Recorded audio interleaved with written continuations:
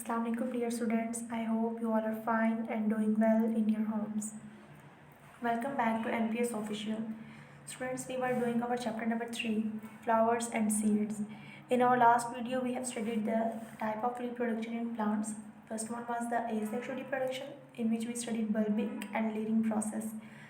And second was the sexual reproduction in plants. Our today's topic is structure of seed. कि एक जो बीज होता है उसका स्ट्रक्चर किस तरह अपीयरेंस में वो किस तरह होता है, इसका इंटरनल एक्सटर्नल स्ट्रक्चर हम दोनों इसमें स्टडी करेंगे। तो सबसे पहले उन्होंने कहा है the outer covering of the seed is called seed coat. Seed coat किसको कहा जाता है कि अगर जैसे कोई एक बीज है उसकी जो बाहर वाली कवरिंग होगी उसको हम क्या कहते हैं, सीड कोट है। ठीक है। It protects the tiny embryo which is present inside the seed. There is a pore on the seed coat. एक seed coat के ऊपर क्या एक होल सा बना होता है। ठीक है। It is called micropyle. उसको हम क्या कहते हैं, माइक्रोपाइल कहते हैं, जैसा कि इस पिक्चर में उन्होंने दिखाया भी हुआ है। ये सीड के ऊपर एक होल सा होता है, ठीक है, पोर है, उसको हम क्या कहते हैं, माइक्रोपाइल, जो जिसका काम क्या है, वाटर को स्टोर करना, एब्जॉर्ब करना। Embryo consist of the cotyledons which store the food. Embryo जो होता है वो हम उस प्लांट को कहते हैं जिसने डेवलप होना होता है। ठीक है।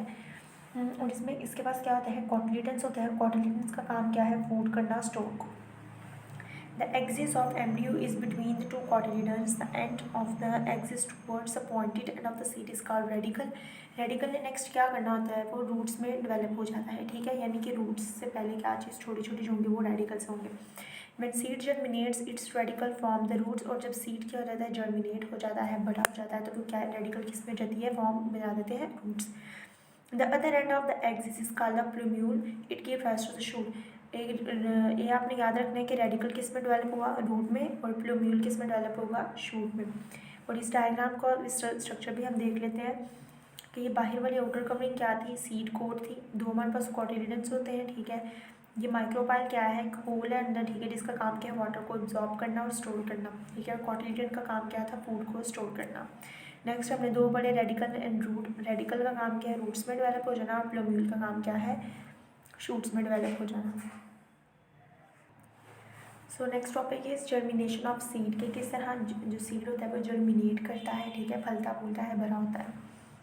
The germination of seed is a process in which seedling comes out of the embryo of the seed, जिसमें सीड के एम्ब्रियो में से सीडलिंग्स जो होंगे वो बाहर आएंगे। ठीक है। During germination the seed absorbs water through it's micropyle. मैंने आपको माइक्रोपाइल का पहले काम बताया क्या है, वाटर को एब्जॉर्ब करना।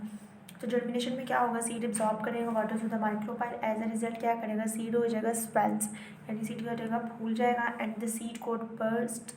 The cotyledons of the seed provide food to the radicle and the plumule.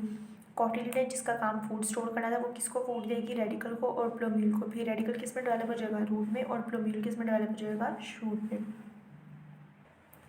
Now come to the page number 34. Radical grows towards the ground and give rise to roots, and then the plumule grows upwards. Radical ने ground यानी ज़मीन की तरफ नीचे soil में develop होना ना, grow करना है, रूट्स बनाने हैं, और प्लूम्यूल ने ग्रो करना है अपवर्ड, ऊपर की तरफ को, और क्या देगा हमें, give rise to tiny shoots, छोटी छोटी हमें शाखें मिल जाएंगी। The cotyledons form the first leaflets of the seed. These leaflets provide food to the growing roots and shoot till the new leaves appear on the stem.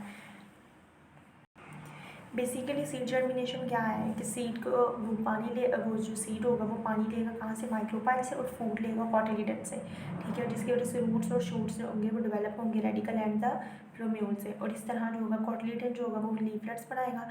ठीक है। और leaflets जो होंगे वो हमें देंगे न्यू टाइनी लीव्स देंगे, जिसकी वजह से हम नेक्स्ट न्यू प्लांट प्रोड्यूस हो जाएगा। और ये सारा प्रोसेस कैसे हो रहा है, एम्ब्रियो एंड सीड में। ठीक है।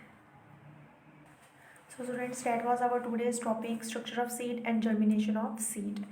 Inshallah, in our next video we will start our next topic. Till then, take care. Allah Hafiz.